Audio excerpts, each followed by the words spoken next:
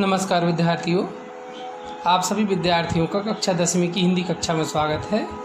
आज हम पढ़ेंगे पाठ 1 साखी। रचनाकार हैं संत कबीर। किसी रचना को पढ़ने से पहले यदि रचनाकार के व्यक्तित्व को समझ लिया जाए तो रचना पढ़ना और समझना दोनों आसान हो जाता है। जन्म।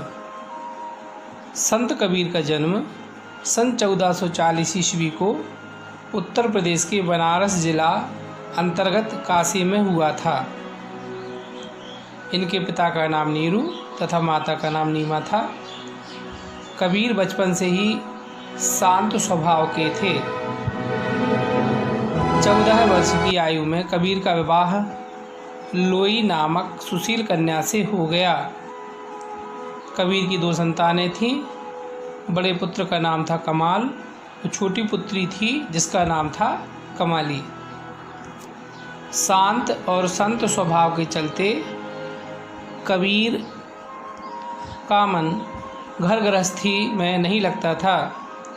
उन्होंने अपना कारोबार अपने पुत्र कमाल को सौंप दिया और सद्गुरु की तलाश में निकल पड़े और काशी में ही उनकी तलाश पूर्ण भी हो गई। उस समय के उच्च कोटि के संत रामानंदाचार्य ने कबीर को अपना शिष्य स्वीकार कर गुरु दीक्षा दी। कबीर का धर्म।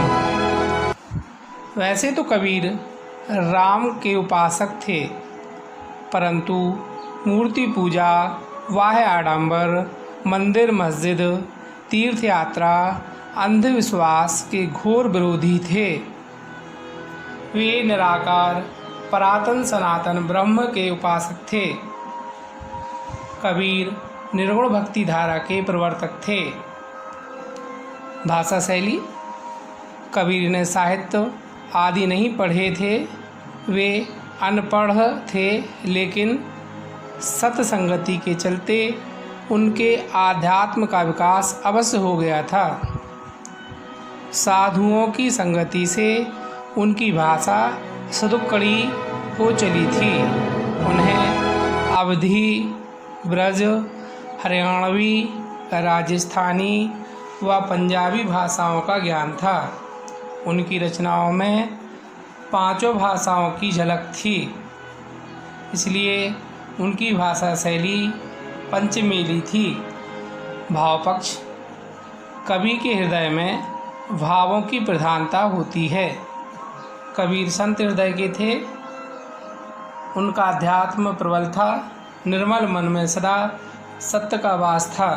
वे जिस सत्य का अनुभव करते उसे गेय पदों, दोहों, सोरठ के रूप में अपने शिष्यों भक्तों के समक्ष प्रकट कर देते।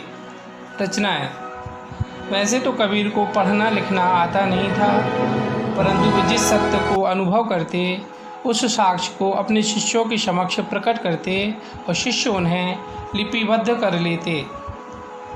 कबीर की प्रमुख रचनाएं हैं साखी, पद और रमैनी। कबीर के एक प्रसिद्ध शिष्य घनश्याम दास ने कबीर की रचनाओं का जिस ग्रंथ में संचय किया उसका नाम है बीसक। मृत्यु। कबीरदास जी की मृत्यु सन 1518 ईस्वी को उत्तर प्रदेश के मगहर में हुई। अब हम अभ्यास करेंगे। आपके सामने 5 प्रश्न हैं। प्रश्न नंबर 1, कबीर का जन्म कब और कहाँ हुआ? उनके परिवार वालों का नाम लिखिए। प्रश्न नंबर 2, कबीर के स्वभाव की 4 विशेषताएं लिखिए। प्रश्न 3, कबीर के धर्म पर प्रकाश डालें। प्रश्न 4, कबीर की भाषा शैली व स्वभाव पक्ष समझाएं।